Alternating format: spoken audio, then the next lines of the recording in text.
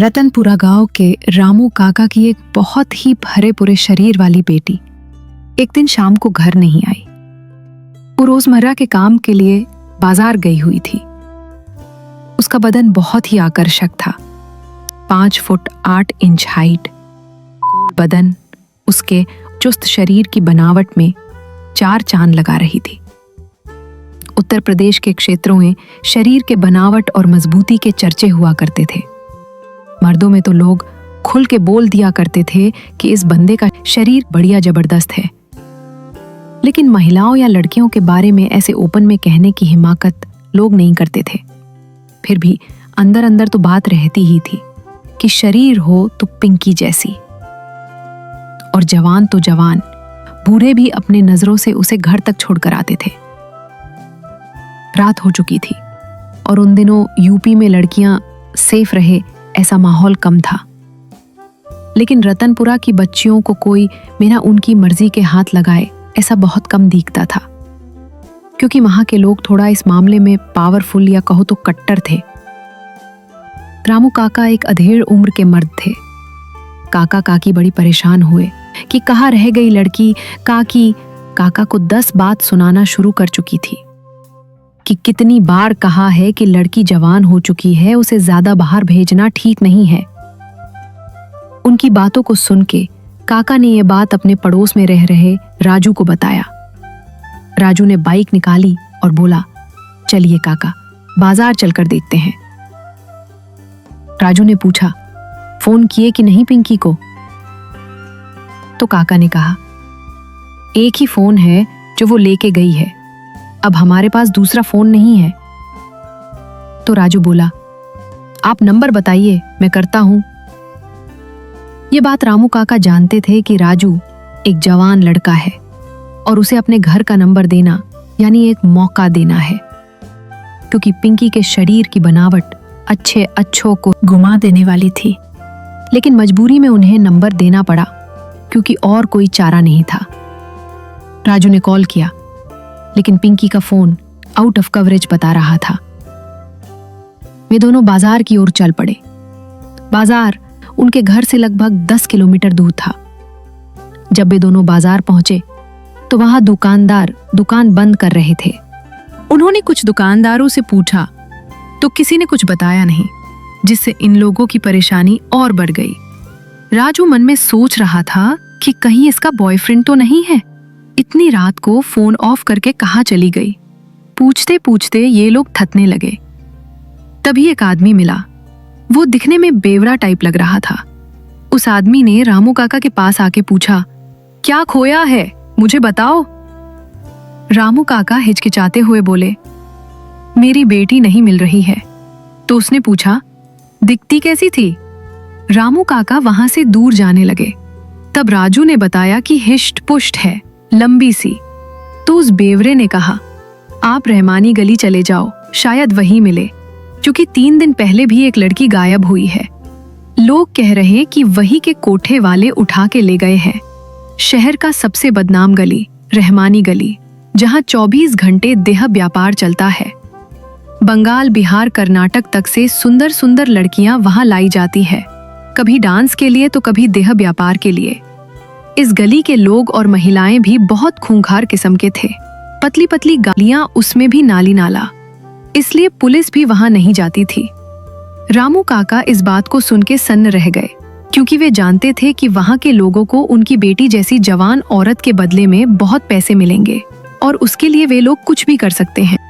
तब उन्होंने डीएम साहिबा, जो कि खुद एक महिला है, उनसे शिकायत करने की सोची। वे डीएम ऑफिस गए और उन्होंने डीएम मैडम को सारी बातें बताई। डीएम ने पिंकी की हुलिया पूछा तो राजू ने फटाक से जवाब दिया कि बिल्कुल आपके जैसी है और दूध जैसा रंग है। डीएम मैडम बोली, आपको किसी पर शक हो तो बता दीजिए। तो इन लोगों यानी राजू ने उस बेवड़े की कई सारी बातों को भी बताया। डीएम बोली, आप भर जाइए, हम आपकी बेटी की खोज कर रहे हैं। डीएम मैडम ने भेष बदलकर एक कांस्टेबल के साथ अकेले जाने का फैसला लिया। उन्होंने एक टाइट सूट और सलवार पहनी और एक ब्लू कलर का दुपट्टा ले लिया और कांस्टेबल को चलने के लिए बोला। कांस्टेबल कब से उनको और फिगर को निहारे जा रहा था। वो बोला, मैडम इस भेष में उस खतरनाक मोहल्ले में सिर्फ 2 जन का जाना सेफ नहीं है। मैडम ने पूछा क्यों? तो कांस्टेबल बोला, मैडम वहां पे बाइक भी ठीक से नहीं जाता है। अगर कुछ ऊंच नीच हुआ तो हम फंस जाएंगे और फिर हमारे साथ कुछ भी हो सकता है। डीएम जवान थी। उन्होंने कहा, चलते हो कि सस्पेंड करूं? फिर वो दोनों रहमानी गली में पहुंचे। वहां जाकर देखा तो ऐसा लग रहा था कि दिन या शाम का समय है, जबकि ये रात के करीब 11 से 12 बजे तक का समय था। पूरे मोहल्ले में लाल हरे नीले बल्ब जल रहे थे। कई महिलाएं दरवाजे के बाहर सीढ़ियों और चबूतरों पर बैठी हुई थी। इनको देखते ही कई लोग इकट्ठा होने लगे और घूरने लगे।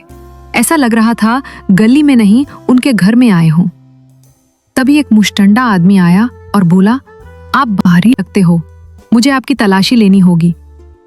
और उसने मैडम का हाथ पकड़ लिया और पूरे अंग को दबा के तलाशी लेने लगा। मैडम ने उसे हटाना चाहा, लेकिन वो बहुत मजबूत था। उसने मैडम से पूछा कि कौन सा परफ्यूम लगाती हो, और इतना पूछते ही उसने नीचे हाथ डाल दिया। मैडम थोड़ी गर्म होने लगी और अंगड़ाइयां लेने लगी। सभी मैडम को ऐसा करते देख के मुस्कुरा के मुड़ के जाने लगे। शायद उन्हें नहीं पता था कि वो कांस्टेबल भी मैडम के साथ ही है। मैडम को ऐसा करते देख वो भी हैरान था। मैडम और वो मुश्तंडा एक दूसरे के साथ लिपट कर एक दूसरे से खुद को रखने लगे। कांस्टेबल ने सर नीचे किया और वहां से मुड़ के कोने की ओर चला गया। कुछ देर बाद वो मैडम की सलवार उतारने लगा।